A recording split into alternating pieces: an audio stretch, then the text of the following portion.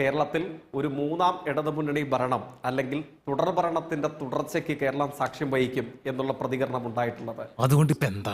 ആരോടെങ്കിലും ഇതൊന്നും പറഞ്ഞില്ലെങ്കിൽ എനിക്കൊരു മനസ്സമാധാനം കിട്ടണ്ടേ? പുതിയ വികായസുകളിലേക്ക്, പുതിയ വികസനത്തിന്റെ ധാരകളിലേക്ക് കേരളം നടന്നു കയറുന്നു. ആര് പറയുന്നു? ഞാൻ കേട്ടിട്ടില്ലല്ലോ. അസൂയ കൊണ്ട് പലരും പറയാറില്ല, അതുകൊണ്ട് ഞാൻ സ്വയം പറയുന്നു.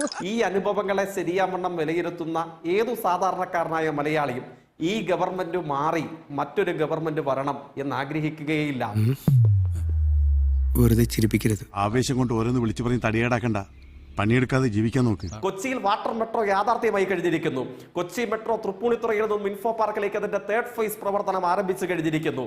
ഇങ്ങനെ ഏതളവിലും കേരളത്തിന്റെ പശ്ചാത്തല സൗകര്യ വികസനത്തിന്റെ അടിത്തറയും മേൽക്കൂരയും പൊളിച്ചെഴുതി ഈ ഫൂളിഷ് ലൈസ് ഒക്കെ എല്ലാവരും വിശ്വസിക്കുന്നു വിചാരിച്ചിട്ടാ സ്വന്തം ഇഷ്ടത്തിന് തട്ടിവിടുന്നതാണ്. നാക്കെടുത്താന്നുണേ പറയൂ. ഈ മാറ്റത്തെ സത്യസന്ധമായി വിലയിരുത്തുന്ന ഏതു മലയാളിക്കാണ് ഈ ഗവൺമെന്റും ഈ കാലാവസ്ഥയും മാറണം എന്ന് ആഗ്രഹിക്കാൻ കഴിയുക? എങ്ങനെ മനസ്സിലാക്കണ്ട.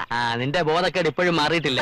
ഈ പറയുന്ന തുടർഭരണം ഉണ്ടാകുന്നൊക്കെ സംസ്ഥാന സമ്മേളനത്തിൽ പറയാതെ അടുത്ത തെരഞ്ഞെടുപ്പിൽ അടപടലം തോറ്റുപോകുന്നു പറയാൻ ഒരു മുഖ്യമന്ത്രിക്ക് സാധിക്കില്ലല്ലോ. അതുകൊണ്ട് അതിനുള്ള ഒരു സ്വാതന്ത്ര്യം അദ്ദേഹത്തിന് കൊടുക്കണം. അതിനകത്തൊരു ആക്കലുണ്ടല്ലോ. എന്തായാലും നിന്നെ ഇനി ഇവിടെ വെച്ച് പൊറിപ്പിക്കുന്ന പ്രശ്നമേ ഇല്ല. ഒന്ന് വൻകിട പദ്ധതിയെ കുറിച്ച് പറഞ്ഞു. ഏത് വൻകിട പദ്ധതിയാണ് 10 വർഷം ഇവർ ആവിഷ്കരിച്ച് നടപ്പിലാക്കിയ ഒരൊറ്റ പദ്ധതിയുടെ പേര് പറയാമോ? ദൈവമേ, മൂർഖനെയാണല്ലോ ചവിട്ടിയത്. ഇതിനാണ് അവനവൻ പാരാന്ന് പറയുന്നത്. അതിനാണല്ലോ കിഫ്ബി എന്ന് പറഞ്ഞു വൻകിട പദ്ധതി എന്ന് പറഞ്ഞുകൊണ്ട് തുടങ്ങിയതാണല്ലോ. എങ്ങനെയായിരുന്നു ധനസമാഹരണം പറഞ്ഞത്? ചിട്ടി പിരിച്ചു പണം ഉണ്ടാക്കും എന്ന് പറഞ്ഞു. അതന്നത്തെ ചോരത്തിളപ്പിന് ഇപ്പൊ എന്ത് ചോര തണുത്തു പോയാ? തണുത്ത് മരവിച്ചു എന്ന് പറയുന്നതാവും ശരി. ചിട്ടി പിരിച്ചു പണം ഉണ്ടാക്കും എന്ന് പറഞ്ഞ കിഫ്ബി ഇപ്പൊ അവസാനം എവിടെ എത്തി നിൽക്കുന്നു എന്നുള്ള നമുക്ക് കൃത്യമായിട്ട് നമുക്ക് അറിയാം. അയ്യോ, ഓർമ്മിപ്പിക്കല്ലേ പൊന്നെ. അദ്ദേഹം ആദ്യത്തെ സെഗ്മെന്റിൽ ഈ വൻകിട പദ്ധതി ഏകദേശം ഒരു 10 പ്രാവശ്യം വൻകിട പദ്ധതി എന്ന് പറഞ്ഞു. ഒരൊറ്റ വൻകിട പദ്ധതി കാണിക്കാൻ ഷാനി പറഞ്ഞിട്ട് കാണിക്കാനുണ്ടോ, പറയാനുണ്ടോ? ഒരു കയ്യബദ്ധം നാറ്റിക്കരുത്. ഇനി തോന്നിയാസം പറഞ്ഞു നടന്നാലുണ്ടല്ലോ. ഈ SN ജംഗ്ഷനിൽ നിന്ന് തൃപ്പൂണിത്തുറ റെയിൽവേ സ്റ്റേഷനിലേക്കുള്ള 1.25 കിലോമീറ്ററിനപ്പുറം ഒരൊറ്റ കിലോമീറ്റർ കൊച്ചി മെട്രോ ആഡ് ചെയ്യാൻ നിങ്ങൾക്ക് പറ്റിയോ? ഇവൻ എന്നെ കൊണ്ട് പോകുന്ന തോന്നുന്നു. ഒരാവേശത്തിലെടുത്ത് ചാടി വേണ്ടായിരുന്നു അല്ലേ?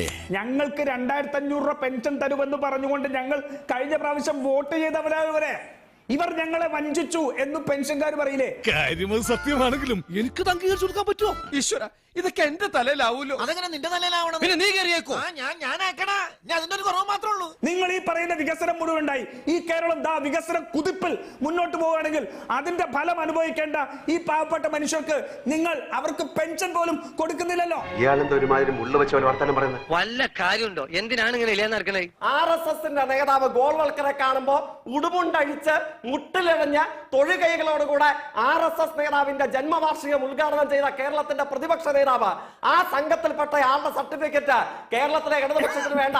അത് 4 മടക്കി കയ്യിൽ വെച്ചാൽ മതി. ഒരോളം സൃഷ്ടിക്കാൻ തന്നെയാണ് ഈ സദാശിവം വന്നിരിക്കുന്നത്. ഇവനെ തടയണ്ട, അയച്ചു വിട്ടേക്ക്. ഇവന് കിട്ടാനുള്ളത് നമ്മളായിട്ട് മുടക്കണ്ട. അതല്ലെങ്കിൽ നാണം കെട്ട രാഷ്ട്രീയ പ്രവർത്തനം മനസ്സിലായി? ചെറുപ്പക്കാരനല്ലേ നാണം കെട്ട രാഷ്ട്രീയ പ്രവർത്തനം നടത്താം. കിട്ടിയ മുതലും പലിശ ചേർത്ത് കിട്ടി. ആരും കണ്ടില്ല. വാ, ഇനി ഇവിടെ നിന്നാൽ എന്റെ പണി പോവും. ഇവിടെ 100